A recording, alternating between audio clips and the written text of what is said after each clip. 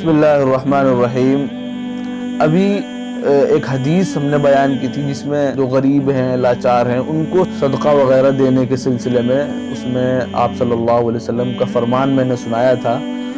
تو ایک حدیث اس سے ریلیٹڈ حدیث ہے، اسی سے متعلق ہے۔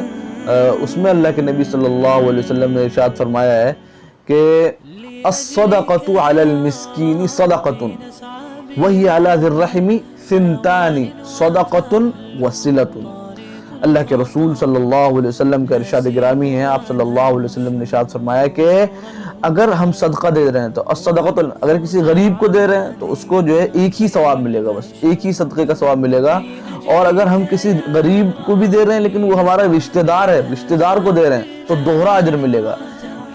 کتنا؟ صدقۃ وصلۃ، ایک تو صدقے کا اجر ملے گا، دوسرا جو ہے صلہ رحمی کرنے کا اجر ملے گا۔ کسی کو ہم اگر کچھ ہدیہ یا صدقہ وغیرہ یا نافلہ وغیرہ دے رہے ہیں، اس طرح ہدیہ دینے کا یہ ایک ترتیب ہے، یعنی سب سے پہلے اپنے رشتہ داروں کا خیال رکھیں۔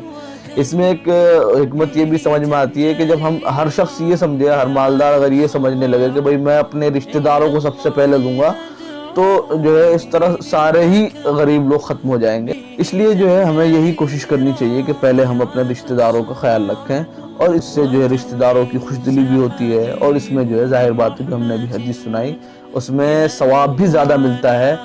اور یہ حدیث جو بھی میں نے ذکر کی ہے، یہ سنن الترمذی کی حدیث ہے، حدیث نمبر 660۔